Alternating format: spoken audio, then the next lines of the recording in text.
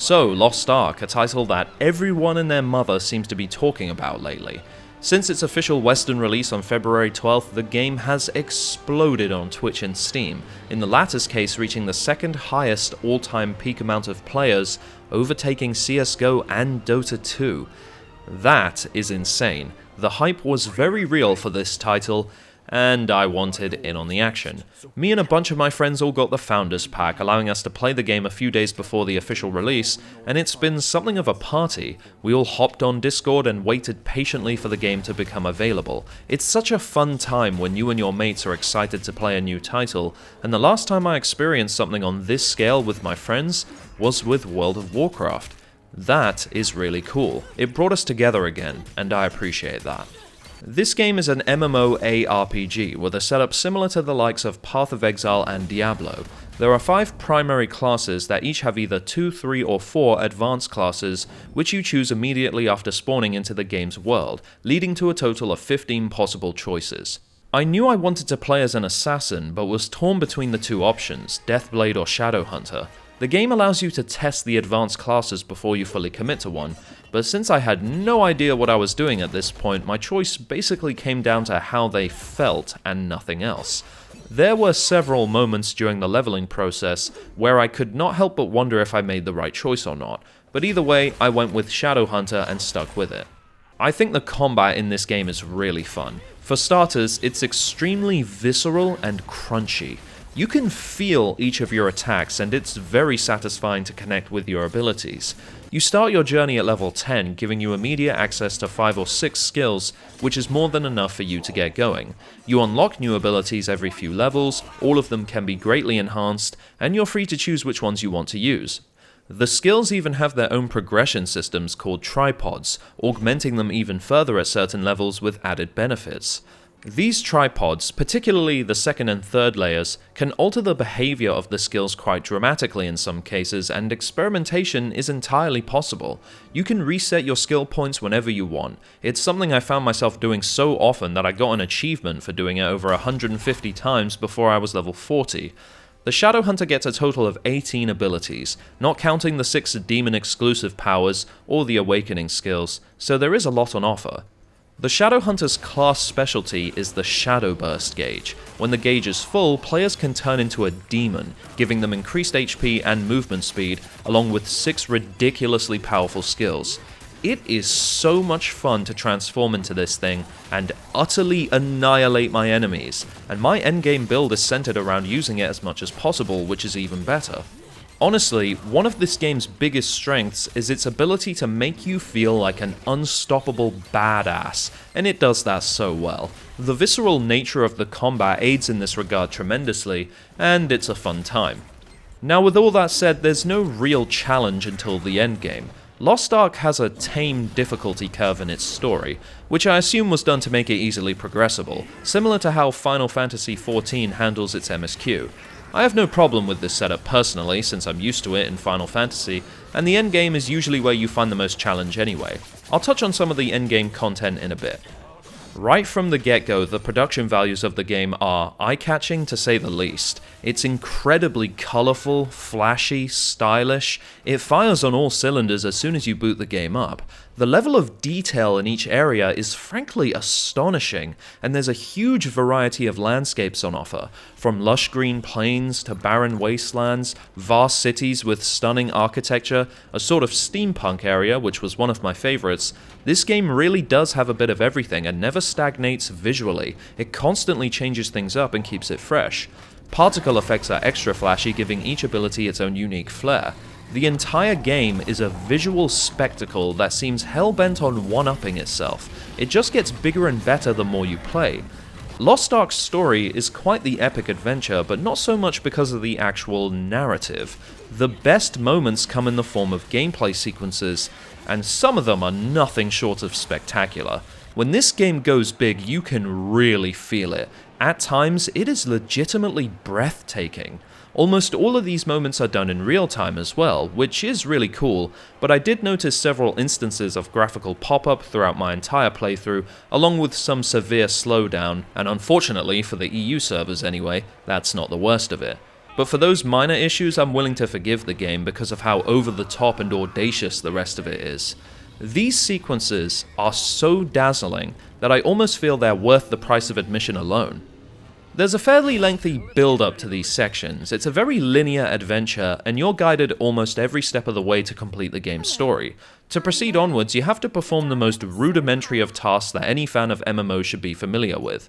Transport this box that's right in front of you 5 yards to your left, or talk to this NPC, then that NPC. Okay, you're done. Kill some bad guys along the way. That's basically what it all comes down to. It's rather brain dead in all honesty, but the most extreme examples come from the optional side quests. The main quests are a little bit better, and they'll get you through each zone rather swiftly, usually ending with a dungeon and a boss battle. The actual leveling experience is nothing special in the slightest, but I love the variety in each area, the magnificent presentation, and the abundance of badass sequences. There are all sorts of colourful characters and creatures to me, some of which feel very anime-esque, if you get what I'm saying with that. Maybe it's better to describe them as Eastern archetypes? I'm not entirely sure, but either way, there is plenty to see and do. The sheer scale of Lost Ark can be rather overwhelming. For the first 40 or so levels, you're confined to the first continent, but eventually you'll unlock the open sea, allowing you to travel across all of Arcasia. When you open the world map proper for the first time, it's like, what the fuck? There is so much more to this game than I realized, with multiple continents and loads of tiny islands to explore, all with their own quest lines and some with special events. I had no idea it was like this. Soon enough I went down the rabbit hole, which never seemed to end. Lost Ark is pretty fucking convoluted. It's very easy to get swamped and lost when trying to navigate and understand all of it. You are bombarded with notification screens trying to explain everything, but even with that, it can still be rather confusing.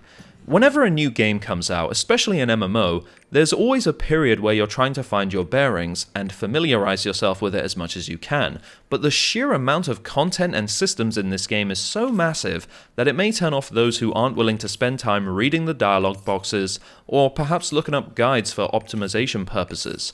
Just like every other MMO, this right here is an investment game. A lot of stuff is time-gated, so you'll need to come back to it regularly. Progressing through the systems does feel good though, because there's always a tangible sense of reward for doing so. Now that I've been 50 for a while, I feel a lot more comfortable, but that's mainly because I've looked up a bunch of guides to help me on my way. Even with that, I'm discovering new things about the game all the time, which is fun, but as I say, it's easy to feel swamped at times. I have dabbled in some of the endgame, and so far I've really enjoyed the content. Guardian raids are boss battles with massive beasts that feel a bit like Monster Hunter. You can't see their health bar and you have to take them down. I love the aesthetic design of these bosses, they're very distinct in that regard. The first two were a complete joke, but now that I'm on the second tier, things are much harder, which I appreciate. It is really satisfying to take these beasts down, as some of them can take upwards of 10 minutes to defeat. The Abyss dungeons are more akin to raids from an MMO like Final Fantasy or WoW. You have to face bosses with more involved mechanics than what you find in the Guardian raids. You need some coordination and understanding of the fight to complete them. This is the hardest content in the game that I've seen so far, and some of the fights are really dazzling. I've enjoyed them a lot. I love the ramp up in complexity and difficulty for the endgame content. The progression feels natural, with no obnoxiously large spikes in challenge. You have to be a certain item level to access this stuff, and progressing your gear is your primary goal once you reach the soft cap of 50. Now this can be a relatively straightforward venture, if you know what islands to sail to and what quests to complete to get the materials needed. This is where you need to use a guide if you want to speed things up, because the game doesn't hold your hand here. It can be quite forgiving for those who are lagging behind, you just need to know what to do, so a guide is pretty much necessary. As you get closer and closer to the next tier of gear, some incredibly frustrating RNG elements come into the fold. It is so annoying to fail when honing your items. It's where you'll notice the time-gated nature of progression the most. I will say that increasing your item level leads to a really tangible difference in your power scaling, which you'd expect to be the case of course, but I feel it's very noticeable here. I felt like an unstoppable badass before, but the more I play the game, the more that feeling grows, and it's highly gratifying. I have been playing this game non-stop since its release. I can't remember the last time I went so hard on a game before, and it's been really fun so far. It's surprising because I'm not that big a fan of the ARPG genre. I've never really liked Path of Exile or Diablo, despite spending some time on them, so for Lost Ark to keep me engaged like it has says a lot about the experience to me. It is a completely different beast to those games, with a greater sense of community in-game, I feel. I might be wrong on that, but every area's chat is in constant flow, and people seem to be really enjoying it.